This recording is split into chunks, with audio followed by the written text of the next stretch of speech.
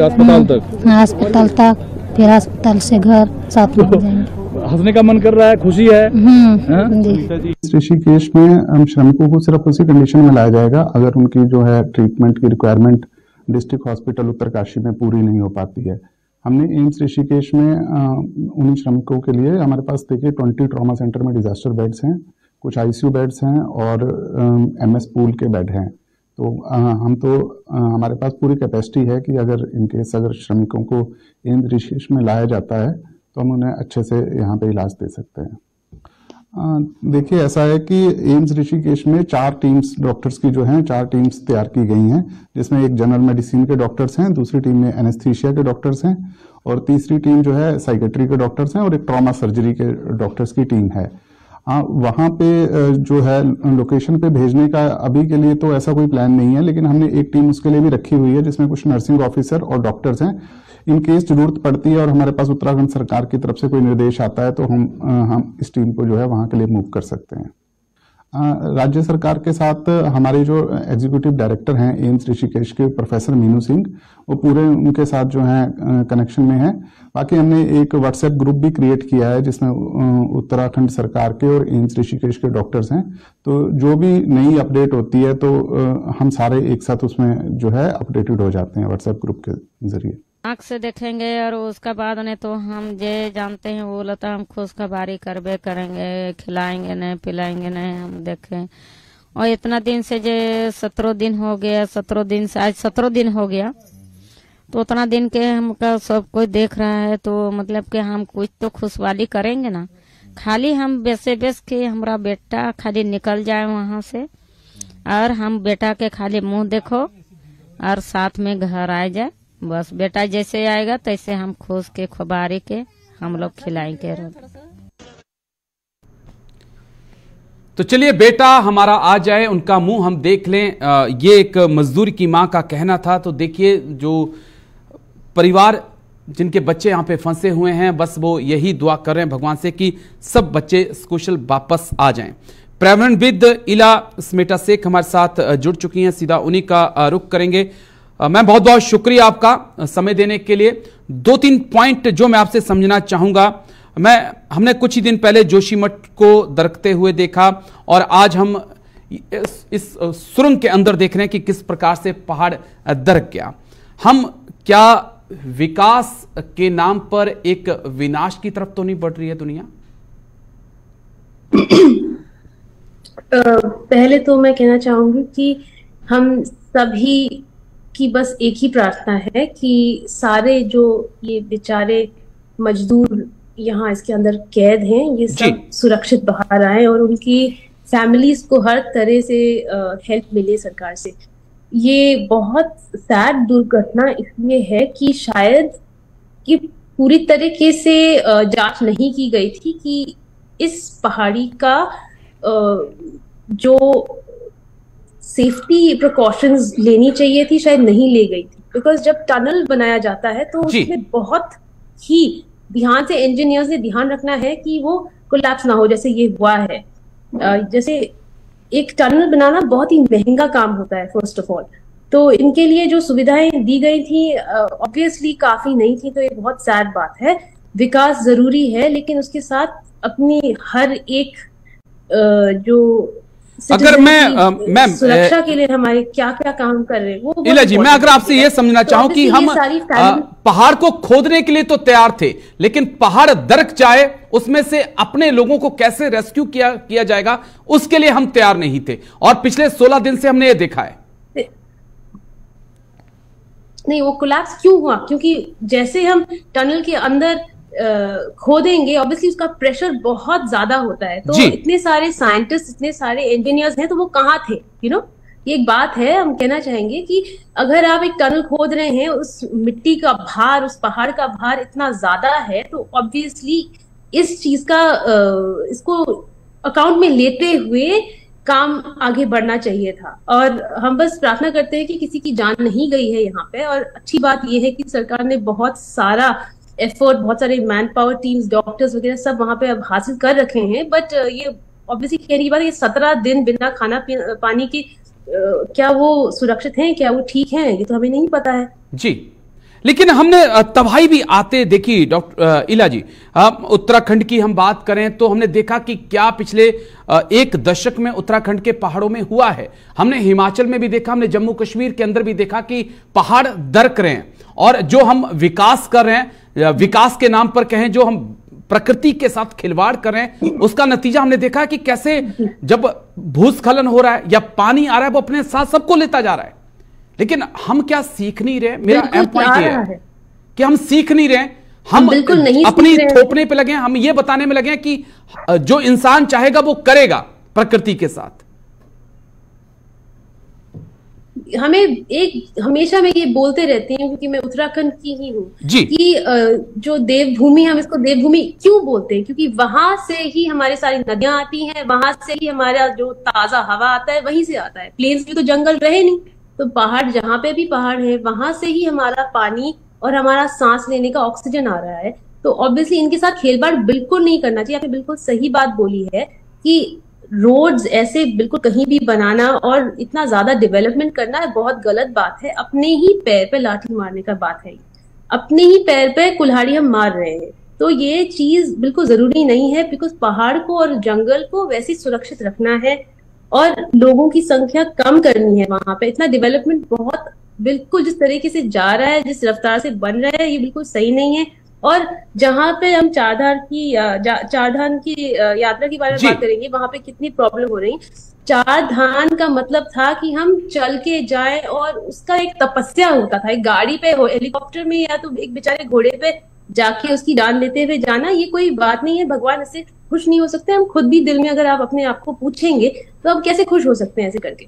अपने जो देवभूमि के साथ जो तबाही हम लोग कर रहे हैं बहुत ही गलत है। बहुत रोना आता है, बहुत बुरा लगता है। आप मेरे चेहरे पे देख सकते हैं जो दर्द आ रहा है, क्योंकि मैं वहां पे पली पुसी हूँ।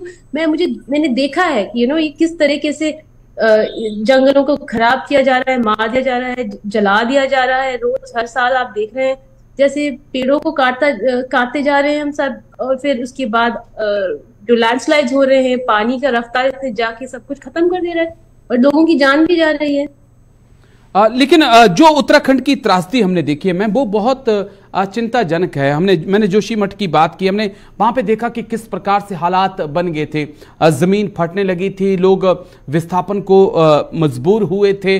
और फिर ये एक और अहम पड़ाव आ जाता है जब सुरंग के अंदर लोग फंस जाते हैं। लेकिन इस बीच कई कुछ होता है, कई नदियों में बाढ़ें आती हैं, भूस्खलन होते हैं।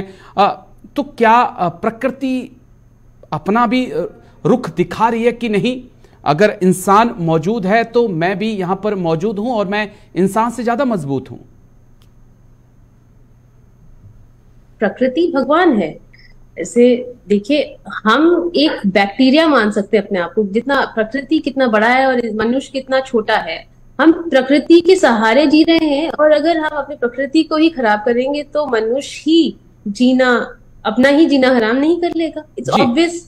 तो ये जो है, हर किसी को पहाड़ों में जाकर हॉलिडे होम बनाना, ये सब गलत बात है। अगर आप पहाड़ों में सैर करना चाहते हैं तो आप धीरे रफ्तार से जाइए, जिस तरह से आप जा सकते हैं। जो पतले रोड्स हैं उन पर जाइए, पुराने जो रोड्स हैं उन पर जाइए, उनका रिस्पेक्ट कीजिए, उनकी कदर कीजिए। और आप लोकल फैमिलीज के साथ रहिए, उनको आप रोजगार दीजिए। आपने अपना घर वहां बना के कुछ सिर्फ अपनी फ्यूचर को बिगाड़ना है, क्योंकि अब हमारे पास पानी ही नहीं बचा है। देखिए, इंडिया में अगले 10 साल में पानी की जो कमी होने वाली है वो एक बहुत ही सीरियस प्रॉब्लम है। और इसकी जरूरत, ये जो वहां पर जब भी कोई जमीन खरीद के घर बनाता है, सारे पेड़ काट देता है, सारा कंक्रीट कर देता है, सब पेवमेंट्स बना देता है, तो वो पानी कहाँ जाएगा? वो सीधा नदियों में जाएगा और बाढ़ आएगी। लेकिन क्या ये जो सुरंग खोदने का काम होता है, सड़क हम पहाड़ों को खोद के बनाने का काम करते हैं, क्या परमिशन ली जाती है फॉरेस्ट विभाग से, एनवायरनमेंट से? कोई परमिशन ली जाती है कि हाँ आप कैरी ऑन करिए या नहीं, रहने दीजिए क्योंकि यहाँ पे पहाड़ दरक रहे हैं? कुछ होता है ऐसा? परमिशंस कहने को तो ऑफ कोर्स ली जाती हैं, लेकिन जो सरकार है वो एक जुड़ा हुआ एंटिटी है। और अब तो फॉरेस्ट डिपार्टमेंट, एनवायरनमेंट मिनिस्ट्री, इन्होंने बहुत सारे रूल्स हटा दिए हैं, बहुत सारे जो मैं आपको रोकना चाहूंगा इसी बीच बड़ी खबर आ रही है, मजदूरों के स्वागत के लिए भव्य तैयारी। बड़ी खबर आपको बता दें, टनल के अंदर मॉक ड्रिल भी पूरा। बड़ी खबर इस वक्त की, सुरंग के अंदर सीएम धामी बीके सिंह भी मौजूद हैं। बड़ी खबर इस वक्त की आपको बता दें, टनल के अंदर और बाहर हलचल बढ़ चुकी है। रेस्क्यू से जुड़ा बड़ा अपडेट आपको दे दें, किसी भी समय निकाले जा सकते हैं मजदूर। टनल के अंदर मॉक ड्रिल पूरा हो चुका है। मेडिकल टीम भी सुरंग में मौजूद है। मौके पर एम्बुलेंस भी मौजूद हैं।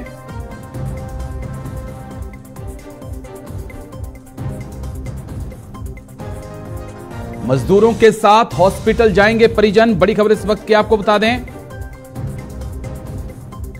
मजदूरों के साथ हॉस्पिटल जाएंगे परिजन। बड़ी खबर इस वक्त की आपको बता दें, रेस्क्यू से जुड़ा बड़ा अपडेट आपको दे रहे हैं। कुछ ही देर में मजदूर जो हैं वो बाहर आ सकते हैं। ये सुरंग के अंदर की तस्वीरें आपको दिखा रहे हैं, जहां पर तमाम बेड भी लगाए गए हैं। मेडिकल की सुविधा जो है वो वहां पर मौजूद है, ताकि जैसे ही वो मजदूर बाहर आते हैं उन्हें फर्स्ट एड वहां पर दिया जा सके, उनका हेल्थ चेकअप किया जा सके, और अगर जरूरत पड़े तो फिर उन्हें आगे बड़े हॉस्पिटल में भी रेफर किया जा सके। उसके लिए भी एम्बुलेंस की तैयारी की जा चुकी है। एम्बुलेंस भी खड़ी है, 41 एम्बुलेंस खड़ी है। लेकिन एक्सपर्ट्स का यह भी कहना है कि क्या आप फील्ड हॉस्पिटल वहां पर नहीं खोल सकते थे, जो कि आपने 41 एम्बुलेंस बुलाई हैं। कई सवाल हैं, लेकिन सबसे राहत की बात यह है कि चंद मिनटों के अंदर 41 के 41 मजदूर जो हैं वो बाहर आएंगे। एक एक करके एनडीआरएफ की टीम उन्हें बाहर लाएगी, और एक मजदूर को लाने में 2 से 5 मिनट का वक्त अगर लगता है तो मानिए कि 2 से 3 घंटे पूरे ऑपरेशन को लग सकते हैं। लेकिन सुरंग के अंदर भी मजदूरों के लिए बाकायदा हेल्थ चेकअप उनका किया जाना है, उसके लिए बाकायदा इंतजाम किए गए हैं। और अगर किसी की हेल्थ ज्यादा खराब पाई जाती है तो एम्बुलेंस और हेलीकॉप्टर भी वहां पर तैनात किए गए हैं, ताकि उन्हें बड़े हॉस्पिटल पहुंचाया जा सके और बेहतर से बेहतर इलाज दिया जा सके। कल्पना आप कर सकते हैं। डॉक्टर शैलेश जैन हमारे साथ लगातार जुड़े हुए हैं। डॉक्टर शैलेश जैन, कल्पना की जा सकती है कि आप चंद सेकंड के लिए या चंद मिनटों के लिए लिफ्ट में जब फंस जाते हैं, या आप बाथरूम में होते हैं और बाहर से कोई कुंडा बंद कर देता है, और जैसा आपने भी कहा कि एम्बुलेंस में थे, चंद मिनटों के लिए आप बंद हो गए, तो क्या होता है? हमारे सबकी दिल की धड़कनें बढ़ जाती हैं। तो ये तो 16 दिन से फंसे हुए थे सर। देखिए, समझिए, किसी भी रंग की सरकार हो, आज मैं और आप दिल्ली के स्टूडियो से शो कर रहे हैं जी, जहां का AQI 1000 चलता है। मैं तो फॉरेंसिक सर्जन हूं, पेशेंट के लंग ट्रांसप्लांट करता हूं। आइडियल कंडीशन जो बताते हैं कि 20 AQI से ऊपर सब कुछ आपके लिए बेकार है। जब पिछले 2016 से हम लगातार पॉल्यूशन के ऊपर आपके चैनल के ऊपर आके बहस करते हैं कि सरकार ने किया, सरकार ने ये किया। मुझे तो कई बार इस देश में देखिए लगता है कि सरकार आपके हमारे लिए कुछ करना ही नहीं चाहती।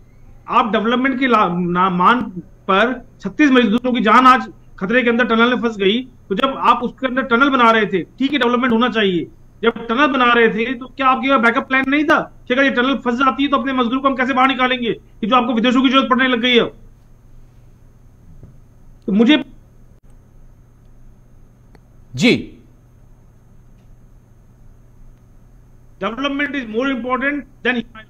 आज 1000 AQI के हम जितना के ऊपर रहने के लिए कंफर्टेबल है, किसी की आवाज नहीं उठती है। 2 महीने के लिए कुछ आपका चैनल बोलता है, कुछ और चैनल बोलता है, फिर आवाज शांत हो जाती है। तो ये चलता रहेगा। क्या जोशीमठ में नहीं पता था आपको कि जोशीमठ के अंदर क्या हुआ? और फिर भी आप वहां पे डेवलपमेंट, रैम्पेंटली डेवलपमेंट कराया जा रहा है बिना इकोसिस्टम को देखे हुए। तो डॉक्टर साहब, एक मैं बड़ा इंटरेस्टिंग सवाल आपसे पूछ रहा हूं, बहुत अहम सवाल। डॉक्टर साहब, आपने बड़ा अहम सवाल खड़ा किया है। बहुत बाहर निकले और इस तरह देखते कि चारों को हाइपोक्सिक इंसल्ट नाम की कोई चीज नहीं होनी चाहिए। बड़ा अहम सवाल डॉक्टर साहब आपने खड़ा किया, लेकिन हमें भी तो आदत पड़ गई ना, हम भी तो उसके भागीदार हैं। हमने भी 3-3, 4-4 गाड़ियां ले रखी हैं, बेटा अलग से, पिता अलग से, माता अलग से जा रही है, उनसे पॉल्यूशन हो रहा है। हमने एसी लगवा रखे हैं, उनसे पॉल्यूशन हो रहा है। हम भी तो सरकार तो जिम्मेदार है, लेकिन मुझे लगता है कि इंसान और उससे ज्यादा जिम्मेदार है। आप ये कीजिए कि एक गाड़ी के बाद अगर एक आधार कार्ड पर दूसरी गाड़ी आती है तो you are suppose to pay some hefty amount of the penalty. जी चलिए, मैं आता हूं, एक बड़ी खबर आई है डॉक्टर साहब, उसके पास आपके पास आता हूं। आपके पास 8 बेड का अस्थायी हॉस्पिटल बनाया गया है। टनल के अंदर ही बनाई गई अस्थायी मेडिकल सुविधा। बड़ी खबर आपको बता दें, सुरंग में फंसे सभी मजदूर स्वस्थ हैं। सूत्रों के हवाले से बड़ी खबर, डॉक्टरों और विशेषज्ञों की टीम वहां पर तैनात की गई है।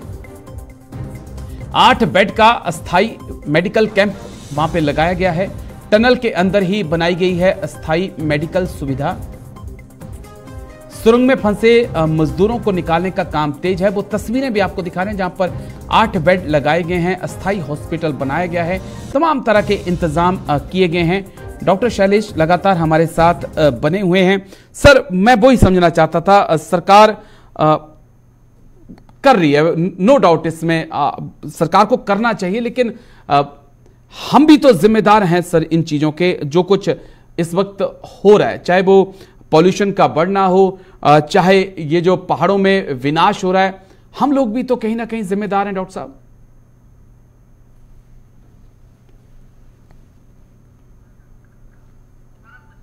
बिल्कुल, हम पूरे जिम्मेवार हैं उस चीज के। जी बोलिए सर, बोलिए। हम उसके बिल्कुल जिम्मेवार हैं। इनको हमारी जिम्मेवारी सरकार से ज्यादा जिम्मेवारी बनती है। जी, सरकार तभी कुछ बोलेगी जब आप और मैं मिलके या तो एक आवाज उठाएंगे या हम अपना खुद का अच्छा करेंगे। आप आज पॉल्यूशन की बात करते हैं। पॉल्यूशन के लिए कोई पॉल्यूशन प्राकृतिक विपदा है क्या? पॉल्यूशन तो मैन मेड प्रॉब्लम है। आप बड़ी बड़ी बातें करते हैं। अभी कुछ दिन पहले retired chief justice of India ने आप ही के चैनल पे या किसी और चैनल पे हम डिस्कशन में थे, वो बोल रहे थे, क्या आप पिछले 8 सालों के अंदर पराली चलाना नहीं रोक पा रहे? मतलब आपको पेनल्टी उसके ऊपर नहीं लगा पा रहे? तो ये तो हमारा सिस्टम का फेलियर है। इस तरह की डेफिनेटली इस तरह की कैजुअलिटीज होती रहती हैं, एक्सीडेंट्स होते रहते हैं डेवलपमेंट के। जब भी कोई बड़ा प्रोजेक्ट करेंगे तो इस तरह की कैजुअलिटी होंगी। उसमें कोई, जब तक आप साइकिल पे चलेंगे नहीं तो गिरेंगे कैसे आप? तो कैजुअलिटी डेफिनेटली एक्सपेक्टेड होती है, बट हमें अपने आप को प्रिपेयर तो रखना चाहिए सर। आज मेरा बैकअप प्लान क्या था इन मजदूरों को बचाने के लिए कि मुझे किसी स्वीडिश की कंपनी को बुलाना पड़ रहा है यहाँ पर? जी, बहुत कुछ सबक सिखा के गया है ये ऑपरेशन। डॉक्टर साहब, मुझे एक छोटे से ब्रेक के लिए मजबूरन रुकना होगा, लेकिन बड़ी खबर दर्शकों को बता दूं कि ऑपरेशन जल्द खत्म हो सकता है। एनडीआरएफ की टीम जो है वो मजदूरों तक पहुंच चुकी है। पाइप से उन्हें बाहर लाने का काम जारी है। कितना वक्त लगेगा उसी का इंतजार है कि कब पहला मजदूर निकलकर बाहर आता है। पूरा देश उसी का इंतजार कर रहा है। छोटा सा ब्रेक, उसके बाद फिर चर्चा।